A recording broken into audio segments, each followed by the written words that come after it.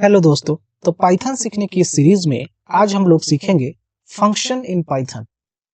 Function सीखने से पहले हम लोग ये समझेंगे कि आखिर फंक्शन क्यों बनाया गया, why we need to write function in Python या फिर किसी भी लैंग्वेज में।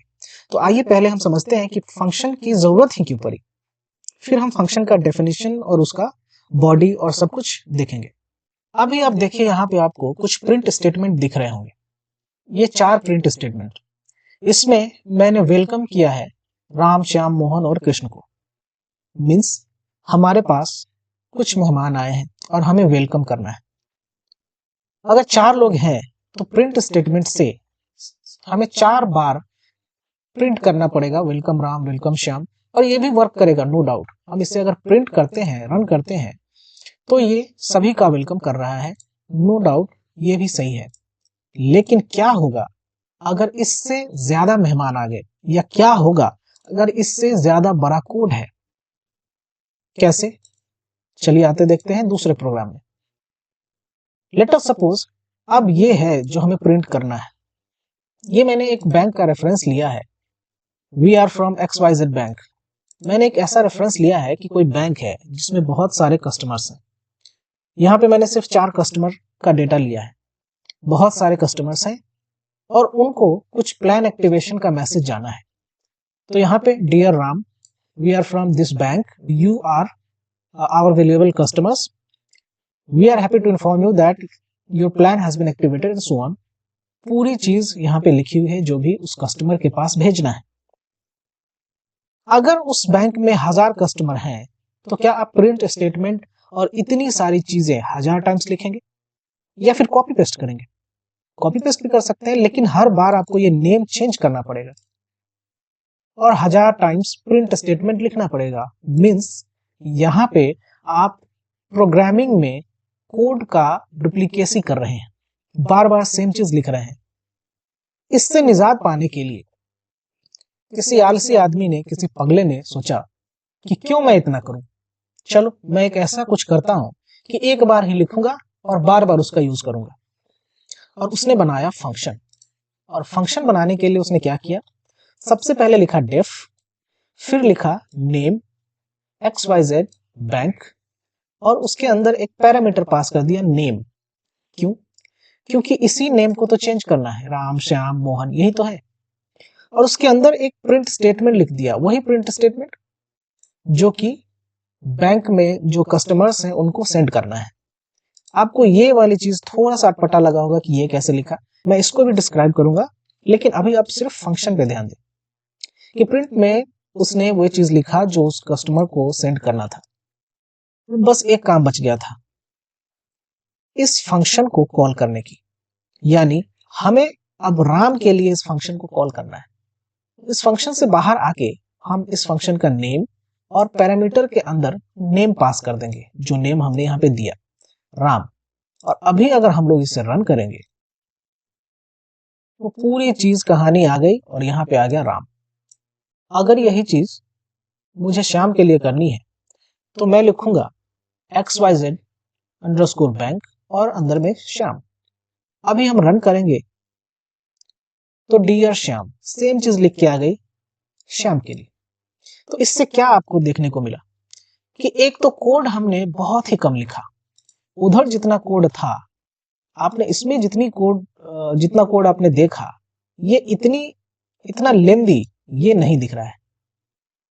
और अगर आपको राम के लिए, श्याम के लिए, सबके लिए सेम ही मैसेज पास करना है तो सिर्फ यहाँ पे थोड़ा चेंज करके, एक नेम चेंज करके आप सेम मैसेज सबको पास कर सकते हैं, दे सकते हैं। तो इसमें 2 चीज हुआ। पहली बार हमने फंक्शन का डेफिनेशन लिखा, जिसको डेफ कीवर्ड से लिखा, नेम लिखा और अंदर में पैरामीटर दे दिया। दूसरी बार फंक्शन को कॉल करना हुआ, मीन्स आपने जो फंक्शन लिखा उसको एक बार कॉल करना पड़ेगा, इसे बोलते हैं फंक्शन कॉल। और अंदर में हमने कोई नेम पास कर दिया। चलिए मैं इसे एक बार खुद बनाता हूं, आपको तब और अच्छे से समझ आएगा। तो फंक्शन बनाने के लिए हमने सबसे पहले क्या किया है कि हमने लिया है डेफ कीवर्ड और हमने XYZ, कोई भी फंक्शन का नेम आप ले सकते हैं। मैं अंदर में कुछ पास नहीं कर रहा हूं।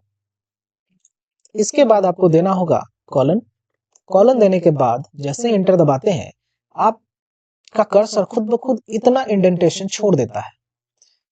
और फंक्शन में, पाइथन में इंडेंटेशन ही है जो किसी भी बॉडी को, किसी भी ब्लॉक को अलग दिखाता है। तो जब आप यहाँ पे आते हैं तो अभी आप फंक्शन की बॉडी में हैं, और जब आप इस कर्सर से बाहर इधर आ जाएंगे तो आप फंक्शन की बॉडी से बाहर आ जाएंगे। जैसे मैं अभी इसमें प्रिंट स्टेटमेंट लिखता हूं, प्रिंट, और सिंपल सा लिख देता हूं दिस इज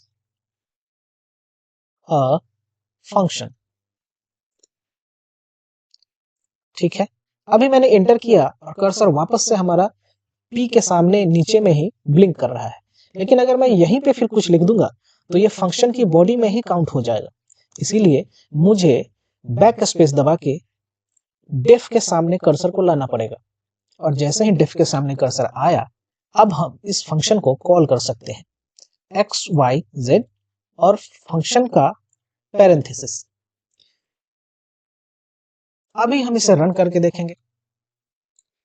जैसे ही हमने रन किया, हमारा आउटपुट आ गया दिस इज अ फंक्शन। तो आपने एक बहुत ही छोटा फंक्शन का एग्जाम्पल देखा, जिसमें हमने डेफ की मदद से फंक्शन का डेफिनेशन बनाया और फिर फंक्शन को कॉल कर दिया। चलिए हम पीपीटी के माध्यम से फंक्शन को समझते हैं। नोट डाउन करने के लिए ही मैंने एक पीपीटी बनाया है। आप इसमें देख सकते हैं कि function is a reusable block of code that performs specific tasks. ये एक प्रॉपर डेफिनेशन है फंक्शन का, कि फंक्शन एक ऐसा रीयूजेबल ब्लॉक ऑफ कोड है जो किसी भी टास्क को, स्पेशल टास्क को परफॉर्म करने के लिए यूज किया जाता है या बनाया जाता है। फंक्शन की बेनिफिट्स क्या हो सकती हैं? रीयूजेबिलिटी, जो मैंने अभी आपको दिखाया कि मैंने राम के लिए फंक्शन बनाया था, श्याम का नाम दिया, उसके लिए हो गया।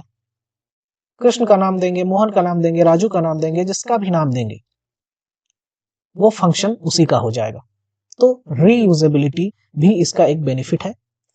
मॉड्युलैरिटी, मॉड्युलैरिटी मींस किसी भी बड़े प्रोग्राम को छोटे छोटे टुकड़ों में बांट देना, that's modularity. Let us suppose आपके पास इतना बड़ा प्रोग्राम है, आपने उसमें कोई भी फंक्शन नहीं बनाया। ये प्रोग्राम इतना लेंदी दिखेगा, इसका आप अंदाजा नहीं लगा सकते हैं। जब भी इस प्रोग्राम में कुछ गलतियां होंगी, मेंटेनेंस में जाएगा, तो इसको मेंटेन करना इतना मुश्किल होगा, कोड ढूंढना इतना टफ होगा जिसका कोई ठिकाना नहीं। इसीलिए हम लोग फंक्शन के माध्यम से या मॉड्यूल के माध्यम से किसी भी बड़े प्रोग्राम को या सॉफ्टवेयर को छोटे छोटे टुकड़े में बांट देते हैं। इससे क्या होता है कि वो प्रोग्राम दिखने में भी बहुत ही सरल दिखता है, और अगर उससे कभी मेंटेनेंस भी करना पड़ा, कोई कोड चेंजेस भी करने पड़े, तो सिर्फ उसी ब्लॉक के कोड को चेंज करने की जरूरत पड़ती है।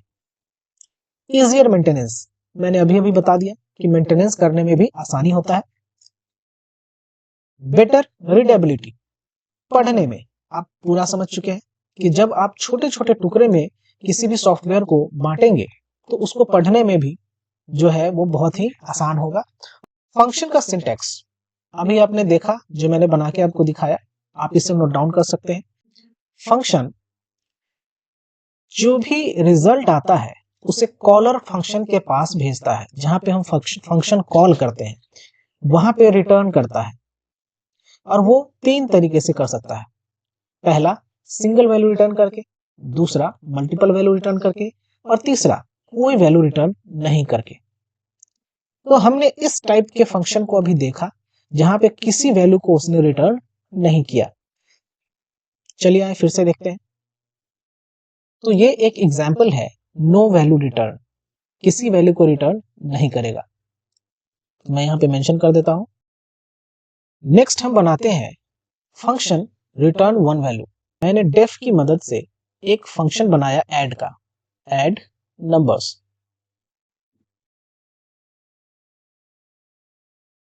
इसमें मैंने पास किया, क्योंकि मैं यहाँ पे ऐड का प्रोग्राम बना रहा हूं तो दो नंबर मुझे पास करना पड़ेगा। तो मैं पास करता हूं नंबर 1 एंड कॉमा नंबर 2। वैसे हमने दो वैल्यू पास किया, तो अब मुझे इन दोनों वैल्यू को ऐड करके रिजल्ट में रखना पड़ेगा। सबसे पहले मैं दोनों वैल्यू को ऐड करता हूं, नंबर 1 प्लस नंबर 2 मैंने ऐड किया है। इस ऐड किए हुए वैल्यू को कहीं स्टोर करना पड़ेगा, तो मैं स्टोर करता हूं रिजल्ट में, रिजल्ट। जैसे ही हमने रिजल्ट में स्टोर किया, अब हमें प्रिंट करने की भी जरूरत है। तो मैं इसे प्रिंट करूंगा, या तो यहीं पे प्रिंट कर दूं, लेकिन अगर यहाँ पे प्रिंट करूंगा तो फिर ये फंक्शन कुछ रिटर्न नहीं करेगा, इसीलिए मैं यहाँ पे इसे रिटर्न करवाता हूं, रिटर्न रिजल्ट। तो इस फंक्शन ने रिजल्ट को रिटर्न कर दिया। ऊपर वाले जो फंक्शन मैंने लिखा है इसमें रिटर्न स्टेटमेंट है ही नहीं, लेकिन यहाँ पे मुझे रिटर्न स्टेटमेंट लिखना पड़ा। क्यों? क्योंकि मुझे अब इससे वैल्यू चाहिए। अब हम आते हैं फंक्शन कॉल पे। एक और चीज, जैसे ही आपने रिटर्न स्टेटमेंट लिखा, उसके बाद के लाइन में अगर आप इंटर दबाते हैं तो फंक्शन से ऑटोमेटिक जो कर्सर है वो बाहर आ जाती है फंक्शन की बॉडी से, क्योंकि रिटर्न स्टेटमेंट किसी भी फंक्शन का लास्ट स्टेटमेंट होता है। अब हम इस फंक्शन को करते हैं कॉल, ऐड नंबर्स। इसके अंदर हम नंबर पास किए 20, 30। अब इसको प्रिंट करने की जरूरत है। सब कुछ तो हमने कर लिया, लेकिन देखेंगे कैसे? तो चलिए मैं इसे करता हूं प्रिंट। उसके लिए या तो मैं इसी फंक्शन कॉल को प्रिंट में रख दूं, या फिर अभी स्टार्टिंग में मैं यहां पे लिखता हूं आंसर, मैं करता हूं प्रिंट। चलिए, जैसे ही हमने रन किया तो दिस इज अ फंक्शन, ये ऊपर वाला आ रहा है जो मैंने यहाँ पे प्रिंट स्टेटमेंट दिया था, इसको आप इग्नोर कीजिए और नीचे देखिए 50। अब ये चीज हुआ कैसे, इसको समझने के लिए हमें पेन पेपर की जरूरत पड़ेगी। मैं इसे डिटेल में आपको समझाना चाहता हूं, आप मेरे साथ प्लीज बने रहिए ताकि आप इसे और अच्छे से समझ पाए। तो ये फंक्शन का पहला लाइन है डेफ एड नंबर्स, और इसमें हमने नंबर 1 और 2 को पास किया है। जैसे ही हम इसको पास करते हैं, हमारे पास दो मेमोरी ब्लॉक एक्टिव हो जाते हैं, जिसमें पहला नंबर 1 का होता है और दूसरा नंबर 2 का होता है। अब इसमें हम जो भी वैल्यू रखेंगे वो इस ब्लॉक में स्टोर हो जाएगा। ठीक है, तो अभी तक हमने क्या किया कि नंबर 1 प्लस नंबर 2 को हमने रिजल्ट में रखा था। एक नया वेरिएबल बना रिजल्ट। अभी तक दो वेरिएबल बना था, दोनों वेरिएबल को मेमोरी एलोकेट हो चुका है। जैसे ही हमने रिजल्ट बनाया तो रिजल्ट के लिए भी एक मेमोरी एलोकेट हुआ, रिजल्ट। ठीक है, इसके लिए भी एक मेमोरी मिला। इसके बाद हमने क्या किया कि ऐड नंबर्स को कॉल किया, और ऐड नंबर्स को कॉल करने पर 20 और 30 इसमें पास किया है। तो जैसे ही कॉल हुआ, ये 20 चला गया नंबर 1 में, 30 चला गया नंबर 2 में। तो 20 नंबर 1 में चला गया, 30 नंबर 2 में चला गया। अब जैसे इस ब्लॉक के अंदर हम आते हैं तो नंबर 1 और 2 को ऐड किया गया है, मींस 20 और 30 को ऐड करके कहाँ रखा? रिजल्ट में, और वो क्या होगा? 50। तो रिजल्ट के लिए जो ब्लॉक बना हुआ है इसमें 50 आके स्टोर हो गया। आंसर नाम का एक और वेरिएबल बनाया और इसमें ऐड नंबर्स के वैल्यू को रखा। तो जैसे ही हमने आंसर बनाया तो एक और मेमोरी एलोकेट हो गई हमारी आंसर। ठीक है, और यही वैल्यू जो रिजल्ट में है वो वैल्यू ऐड नंबर्स के पास आया, यानी 50, और यही 50 वापस से आंसर में स्टोर हो गया। सेम चीज अब हम प्रिंट कर चुके हैं आंसर को, और जैसे ही हमने आंसर को प्रिंट किया तो आंसर में पड़ी हुई वैल्यू जो कि 50 है वो हमारे स्क्रीन पे आउटपुट के रूप में दिखाई दे दी। तो इस तरह से फंक्शन वर्क करता है। अब हम देखेंगे कि फंक्शन मल्टीपल वैल्यू रिटर्न कैसे करता है।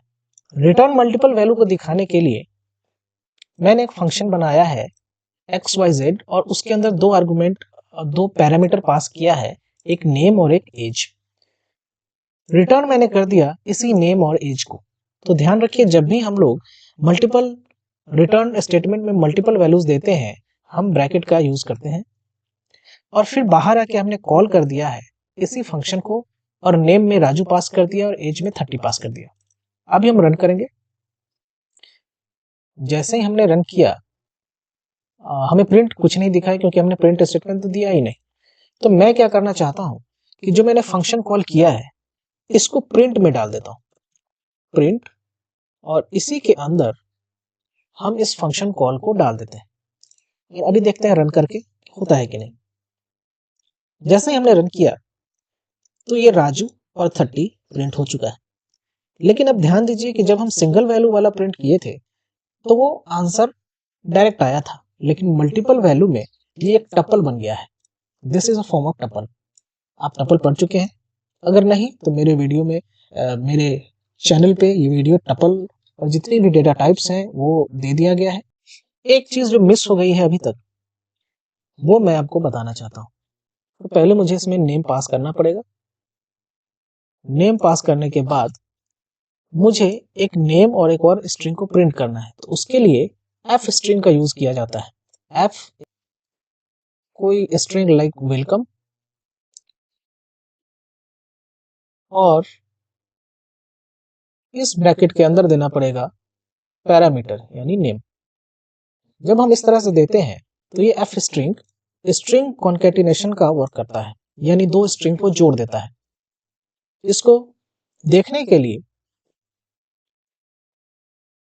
हम कॉल करेंगे इस फंक्शन को और इसमें पास कर देंगे राजू। अब जैसे ही हम इसे रन करते हैं, वेलकम राजू आप देख सकते हैं। इसी एफ स्ट्रिंग का यूज मैंने सबसे पहले दिखाया था आपको, जो उस समय शायद कुछ लोगों को समझ में नहीं आया होगा। अभी आप इसे देख सकते हैं। तो फंक्शन पे आधारित ये वीडियो यहीं पे समाप्त होती है। अगले वीडियो में हम लोग देखेंगे फंक्शन पैरामीटर। इसके लिए हमेशा इस चैनल पे बने रहे और चैनल को सब्सक्राइब जरूर करें। तब तक के लिए स्टे ट्यून्ड।